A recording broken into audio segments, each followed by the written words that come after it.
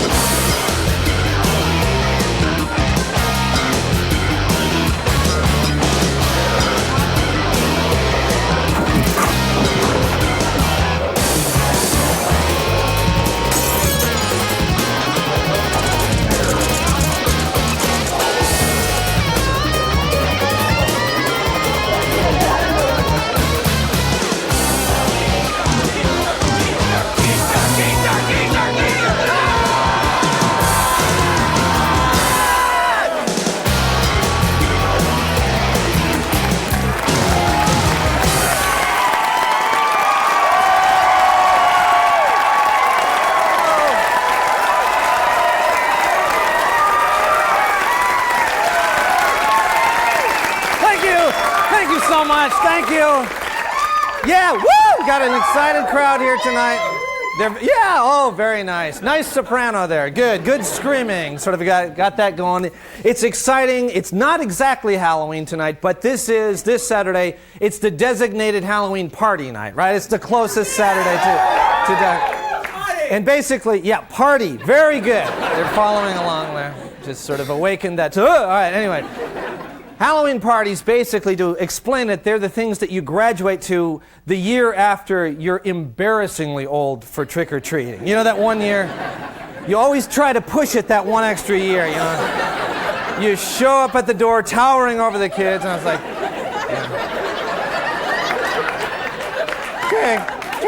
trick or treat, you know?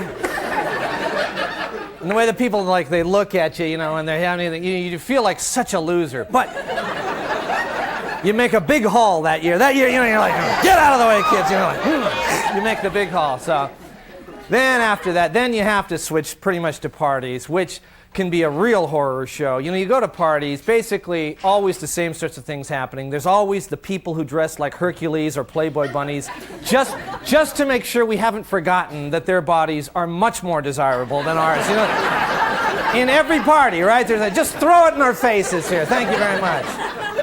Then, and this always happens at some point in your life, you run into the people who dress a little too convincingly like the opposite sex, you know, and they're all like, it's all in fun, right? You know they're trying you out. They're about to make the big announcement somewhere down the line, but they're sort of trying it out, right? Well, then every year there's the fad costume. Now, right now in this country, how many guys do you think have dug out their graduation robes, drawn on a fake beard, and gone to party as Ito, right? I mean, how many? I know there's probably at least 3 Itos to a party everywhere in this country. Then there's the people that have, with those, you know, those elaborate high-concept costumes that are out here, and you look at them and you're like, well, and they're like, no, don't you get it? I'm the separation of church and state. See? I'm the Battle of Gettysburg, you know. I'm DNA, you know. Now, no, you're a person with too much free time, is what you are. You're boring. Anyway, it is party night, and if you're stuck without a costume, we at Almost Live have come up with some last-minute solutions we want to show you now. Now, first of all, if you don't have a lot of time, just rummage through the back of your closet, smear on some grease, and get into a defiant attitude for this Northwest favorite, the Puyallup Fair Ride Operator.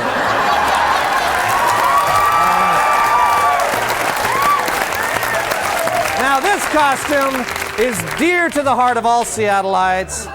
From the die-hard Mariner fans to Johnny-come-latelys, everybody loves this guy. It's little Joey Cora. Go, Joey Cora. Okay, Joey. Oh. Okay, a quick trip to the medicine cabinet. is all you need for this realistic facsimile of one of the most popular characters in advertising. Say hello to the Denorex guy. It's the Denorex guy. All right. Here's a familiar sight for commuters and people who use the bus tunnel. That's right. It's the scary Metro bus rider. Good. All right. Now, if you're a true Northwesterner, you're into recycling, and now there's a way to recycle out-of-date science fiction costumes into modern political figures. Look at this. It's Governor Lowry. How about that? Governor Mike Lowry. All right. If you're looking for something that's quick and easy, but also really scary, try this concept and go to the party as the fall weather. Oh, that's sad. Well, midnight is the witching hour, but it's also the time you're most likely to run into this other really scary creature. It's the 7-Eleven night manager. All right, but if you want to go all out, why not dress up as one of Seattle's most beloved landmarks everybody loves, the Lusty Lady Marquee. There. Lusty Lady Marquee, ladies and gentlemen. Well, those are just some of the exciting costumes we want to show you tonight. And in keeping with this time of year, the Halloween season, we have an advertiser that's just perfect. Take a look. Death. It's sad. It's scary. But most of all, it's just no fun. Until now, at Bill and Tom's Embalming Palace and Cremation Hut.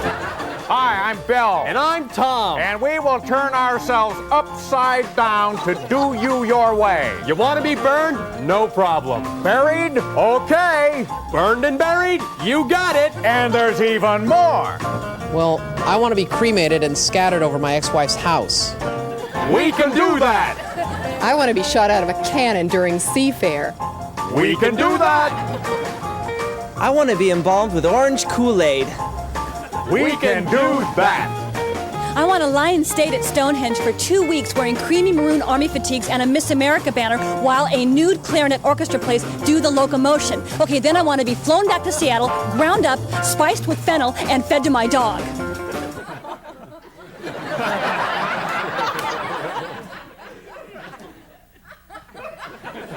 We can do that. So come on down to Bill and Tom's Embalming Palace and Cremation Hut. We put the fun back in funeral. All right, stay with us. We've got a great show, and we'll be right back.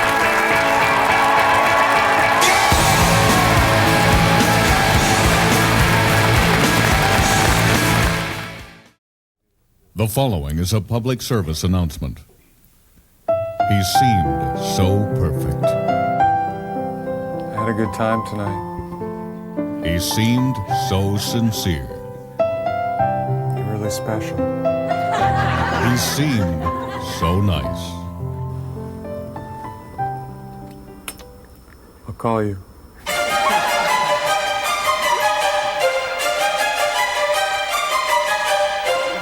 But now, he's gone. And the only thing left are those famous last words. I'll call you. I'll call you. I'll call you.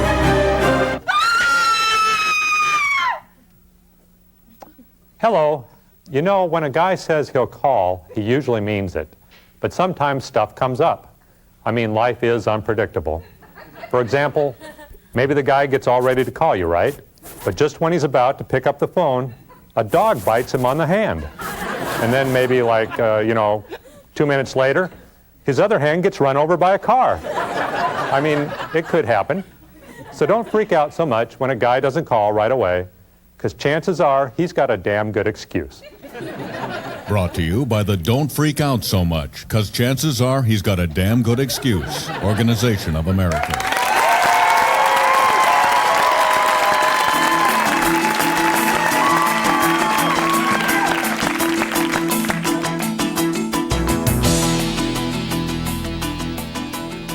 Well, hello, and welcome to Bookbeat, where we look at new books and have a chance to visit with the authors. My name is Randall Flannery, and joining me today is popular fiction writer Marvin Blandeau. Welcome. It's a pleasure, Mr. Flannery. You know, I have to confess a bit embarrassedly that I'm not really that familiar with your writing. What is the name of your latest book? Take a guess, Flannery. Well, I guess we'd be here all day, I'm afraid, because I don't know. No, that's the name of it. Take a Guess, Flannery. It's another in a series about my popular fictional detective character, Sam Flannery. Oh, so you've done a whole series of books. Yes. Pay attention, Flannery, you idiot. You know something, I don't really appreciate that. That was my first book, of course. What? Pay attention, Flannery, you idiot. You sure look stupid with your mouth hanging open, Flannery. My fourth book. Your fourth book. Yeah. It sounds like all of your titles are sort of like statements about this detective character, Flannery. Yes. It's usually something that his antagonists say to him that motivates him to track them down and bring them to justice. I see. Well, that's very interesting. Oh, gee, that's a brilliant remark, Flannery, you pathetic pinhead. Which one's that? Which one's what? Which book was that one? What? You know, Flannery, you pathetic pinhead. I've never written one with that title. You haven't? No, it's a good idea, though. Tell you, we're kind of running out of time here, so... Oh, give me a break, Flannery, you mealy-mouthed schmuck. You know, I'm getting a little tired of this stuff. That was my all-time bestseller. The mealy-mouthed schmuck one, yeah. People love those Flannery books. Yeah, I'm sure they do. Well, thanks for coming by, and we've got to wrap things... Can I mention one more thing? Okay. You are, without question, one of the stupidest, most ill-prepared dolts that I've ever been interviewed by. And I can't believe anybody ever gave you a show. And frankly, if I never see you again, it'll be way too soon for me, you miserable, sidewinding, shark-faced, needle-nosed, crybaby, mama's boy loser. All right, Buster Boy, you gone too far this time. That's exactly what my editor said. He said, shorten that title. I notice you didn't include Flannery in the title that time either. Oh, no, it's not a Flannery book. It's about a new character I'm working on. Oh, yeah, well, good for you. Well, Saphead. Funny name for a character, isn't it? Saphead. Yeah, it's hilarious. Join us again next time, right I'm here. Also writing some children's books to teach them about farm animals. Yeah. Next time on Bookbeat. You little chicken. That's one of them. I'm Randall Flannery. Hey, you fat cow. Good night. What a jackass. Get this guy out of here, please. Here, piggy, piggy, piggy. Make up your mind. Get down, get down, get down, get down, get down, get down. Good evening. This is the Late Report. Well, Ticketmaster held a gun exchange at the Kingdome last Saturday where unwanted guns were traded for tickets to concerts and sporting events. Ticketmaster says they'll use the guns to force more money out of their customers. The Seattle Weekly announced that starting next week, it will be distributed for free. Even so, some critics are arguing that the newspaper is still way overpriced. The Seattle Center's International Fountain was reopened today with state-of-the-art sprinkler heads that can spray artistic patterns. You know what? I've been able to do that since I was 5.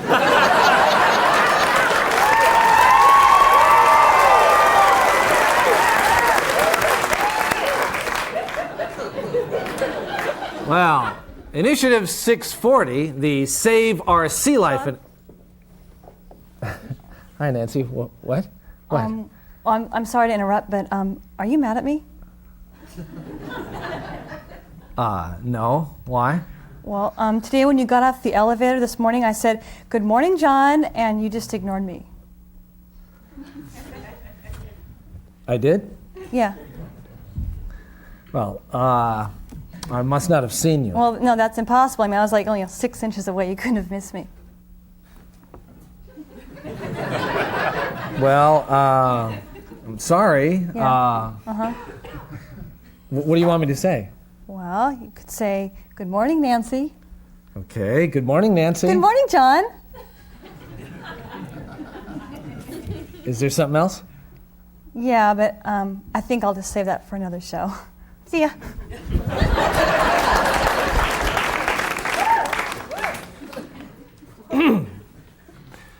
Okay, well, Initiative 640, the Save Our Sea Life initiative, would restrict what types of gear commercial fishermen can use, saving more fish for recreational fishermen. For example, under the new initiative, this would no longer be legal.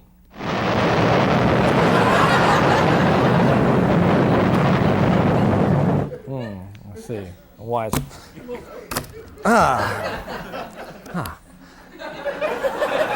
Okay. Very nice. Well, there's fish all over me. Well, okay, so for $30, you can now have your license plate emblazoned with either a University of Washington Husky or a Washington State Cougar. Currently, Washington State plates are outselling the UW, but UW officials point out that that's because most of the license plates in the state are made by Wazoo grads.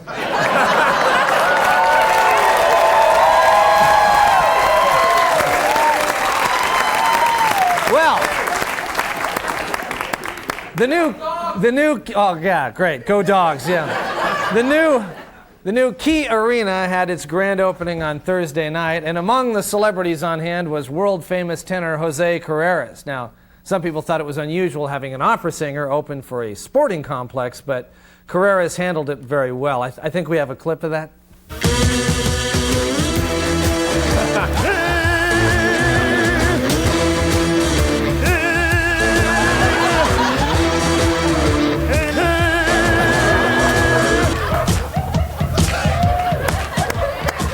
All right, very well done, very well done. And now for a look into the world of entertainment, here's Joel McHale. Joel? Thanks, John. Well, it's official. Cindy Crawford is now in the movies.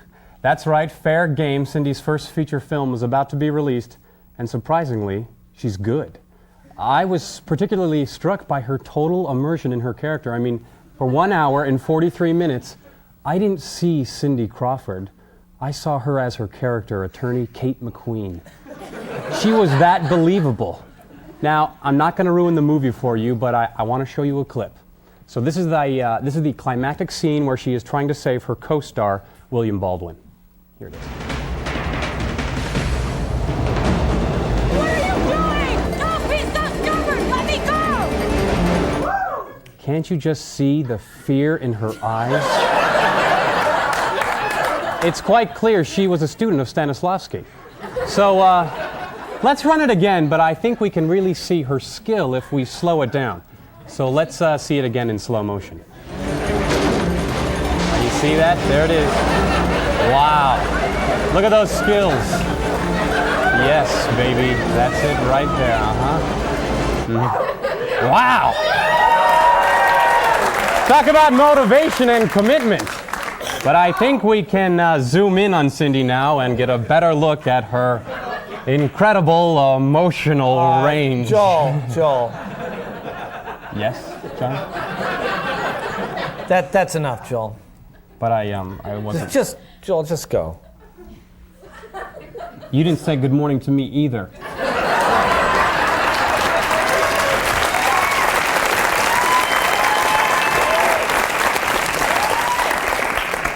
Finally, backers of Initiative 651 that would legalize slot machines on Indian reservations say that every citizen who votes will receive an annual sum of approximately $100 a year in quarters. This has been the Late Report. We're coming right back, so stay where you are.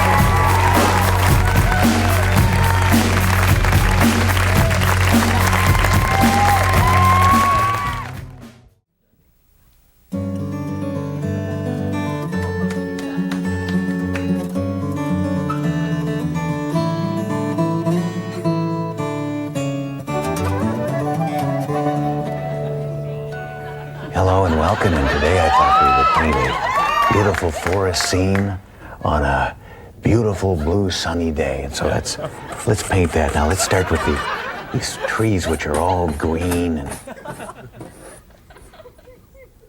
I'm afraid my assistant Adrian is playing a little joke on me. He replaced all my colors with black. Adrian is from the Art Institute. And Adrian's a happy little smart ass, aren't you, Adrian? Well, let's just say that our green forest has recently been ravaged by a forest fire. Yeah, that's what happened. All these trees are charred. And let's say it's not daytime, it's nighttime. Yes, it's dark at night and there's no moon out. So it's very dark. And let's put a black panther right down here. Yes. And then maybe a happy little crow up here in the tree. Yes. Yes.